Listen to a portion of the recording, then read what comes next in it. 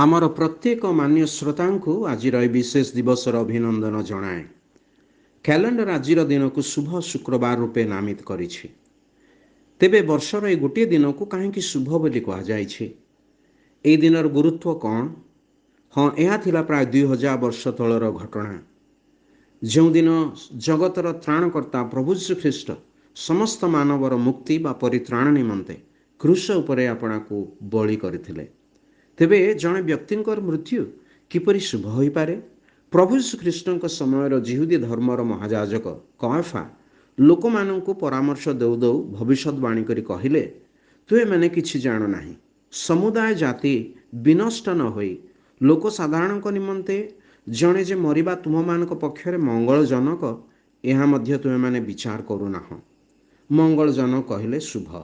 प्रभु श्रीकृष्ण कहले, मु तुम मान सत्य कहूअछि, मोर प्रस्थान करिबारे तुम मानकर मंगल। मंगल अर्थात शुभ। तेबे ख्रीष्टक मृत्यु किपरि मनुष्य जाति पाई मंगल बा शुभ अटे? प्रथमतः मनुष्य पाप हेतु ईश्वर ठारू विच्छिन्न हो जाइछि, तेणु से ईश्वर सहित मिलित हेबा आवश्यक। तेबे प्रभु श्रीकृष्णक मृत्यु एही उद्देश्य पूर्ण करुछि। पवित्र बाइबल रे पीतरंक प्रथम पत्र 3 अध्याय 18 पदरे एपरि लेखा अछि, जेणु आंभ मानंकु ईश्वरक निकट को आनिबा पाई ख्रीष्ट मध्य धार्मिक होई अधार्मिक मानक निमंते पाप हेतु थरे मृत्यु भोग कले, सत्य किंतु आत्मा रे जीवित हेले। ईश्वरक सहित मिलित हेबा पूर्वरु पापी मनुष्यर समस्त पाप ता अतीत वर्तमान भविष्यतर समस्त पाप क्षमा पाइबा उचित। ताहा मध्य प्रभु श्रीकृष्ण मृत्यु संपन्न करिअछि।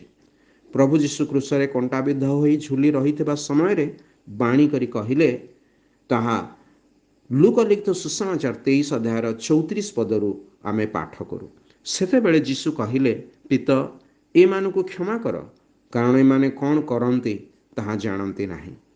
पाप क्षमा बा पाप मोचन हेबा निमंते पवित्र निर्दोष निखुंत रक्तर आवश्यक। ताहा मध्य प्रभु श्रीकृष्ण मृत्यु द्वारा ताहांक पातित रक्त पूर्ण करे। एफिसीय पत्र 1 अध्याय 7 पदरे एपरि पाठ करू, ताहांक अर्थात जीशुंक रक्त द्वारा मुक्ति अर्थात अपराध सबुर क्षमा प्राप्त होइअछु। प्रभु श्रीख्रीष्ट जे केवल समस्त मुक्ति निमंते मृत्युभोग कले ताहा नुह, बरं से तृतीय दिवस रे मृत्यु पुनरुत्थित हेले।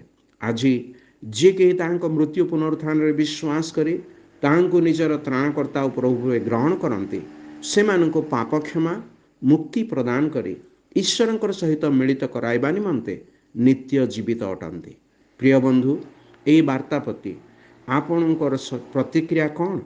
सठिक प्रतिक्रिया जणाइबा निमंते ईश्वर आपणको साहाय्य करंतु। धन्यवाद।